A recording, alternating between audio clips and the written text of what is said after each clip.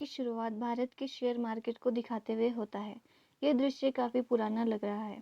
उसके बाद हमें दिखाया जाता है अप्रैल 1992। बॉम्बे में एक आदमी बड़ी हड़बड़ी में मीडिया ऑफिस में जाता है, जिस ऑफिस का नाम द टाइम्स ऑफ इंडिया होता है। वह बहुत डरा हुआ होता है। वहां जाकर वह एक बूढ़े आदमी से मिलता है और वह एडिटर से मिलने को कहता है। वह बूढ़ा आदमी उससे उसका नाम पूछता है तो वह अपना नाम शरद बेलारी बताता है। वह एसबीआई से आया होता है और वहाँ कहता है कि मेरे पास बहुत इंपॉर्टेंट न्यूज़ है। उस बूढ़े आदमी का नाम आर के लक्ष्मण होता है और वह उसको बिजनेस एडिटर मिस्टर किरण अजकंकर से मिलवाता है। शरद बेलारी उसको बताता है कि एसबीआई में बहुत बड़ा घोटाला हो रहा है। वो बताता है कि एसबीआई में एक चेक इशू किया है, वो भी बिना किसी बीआर के। बता दूं कि बीआर का मतलब बैंक रिसिप्ट होता है। वो उसको बताता है कि एचसीएल नोट तक नहीं मिल रहा है। तो उस एडिटर को कुछ समझ नहीं आता है। वो उसको ऐसे व्यक्ति के पास भेजता है जो बिजनेस एडिटर में विशेषज्ञ है और उसे सुचिता दलाल के पास भेज दिया जाता है। पर वो लेडी इतनी बिजी होती है और उसे अपने कैबिन में बैठने को बोलती है। आदमी वहीं रुकता है। वह कहता है कि एसबीआई में 500 करोड़ का घोटाला हुआ है। तो वह पूछती है कि इसके पीछे किसका हाथ है। तो वह हर्षद मेहता का नाम लेता है। वह सुचेता दलाल को सारी बातें बता देता है, जिससे वह बहुत चौंक जाती है और वह उसे वहीं बैठने को बोलती है। पर वह बड़ी जल्दबाजी में वहां से डरता हुआ निकल जाता है। दिन बदलता है और हमें दिखाया जाता है कि हर्षद मेहता 1992 में हाईएस्ट एडवांस टैक्स पेयर था। उसकी पर्सनल होल्डिंग्स 4000 करोड़ की थी।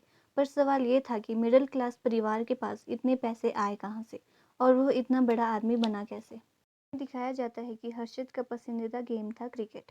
पढ़ाई में कमज़ोर था। उसके पापा का छोटा सा कपड़ों का दुकान था, पर इससे उनको पूरा नहीं हो रहा था और हर्षद मेहता ने छोटी मोटी जॉब करना शुरू कर दिया था। वो बहुत बड़ा आदमी बनना चाहता था। अब सीन शिफ्ट होकर 1979 में हर्षद मेहता का घर दिखाया जाता है, जहां हम देखते हैं कि उनकी फैमिली एक साथ छोटे से कमरे में रह रहे थे। उसके बाद दिखाया जाता है कि हर्षद मेहता और उसका भाई आपस में बात कर रहे होते हैं। वह अपने गरीबी को लेकर चर्चा कर रहे होते हैं। उसके बाद वह दोनों शेयर मार्केट के बारे में डिस्कस करना शुरू करते हैं। उसका भाई बताता है कि इसमें रिस्क है।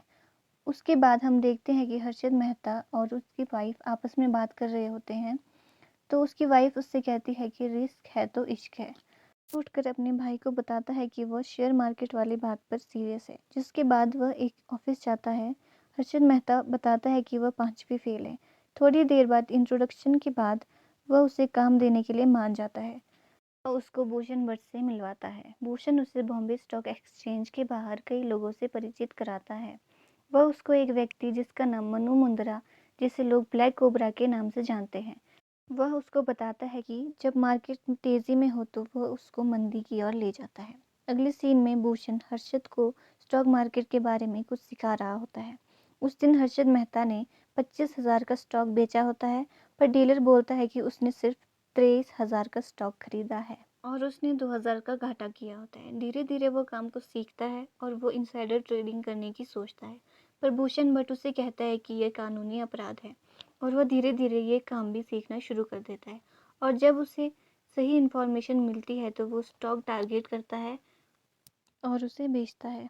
इस तरह वो बहुत प्रॉफिट कमाने लगता है और वह भूषण भट्ट को बताता है कि वह अपना ट्रेडिंग अकाउंट खोलना चाहता है। वह अपनी जॉब छोड़ देता है और वह अपना ऑफिस खोल देता है। इसी तरह वह अपना नया घर भी खरीद लेता है। वह जाते जाते अपने फ्रेंड को भी शेयर मार्केट में आने को कहता है। दोनों भाइयों को पहली बार बहुत प्रॉफिट होता है। उसके बाद सीन बदलता है और फिर से वह शेयर मार्केट में घुस जाता है। पर इस बार हम देखते हैं कि हर्षद मेहता को बहुत बड़ा लॉस हुआ है और उसको पता चलता है कि यह सब अजय केडिया ने किया है और वह बहुत परेशान होता है। उसके बाद सीन फिर शिफ्ट होकर वापस 22 अप्रैल 1992 बॉम्बे को दिखाया जाता है। उसमें दिखाया जाता है कि सुचिता दलाल फ़ोन पर किसी से हर्षद मेहता के बारे में बात कर रही है। जब वह अपने कैबिन में देखती है तो शरद बेलारी वहां से चला जाता है और वह उसका पीछा करती है। इसी के साथ पहला एपिसोड खत्म हो जाता है। अगर आपको हमारा कंटेंट पसंद आया तो लाइक एंड शेयर करें और अगले एपिसोड के लिए हमारे चैनल को सब्सक्राइब करें।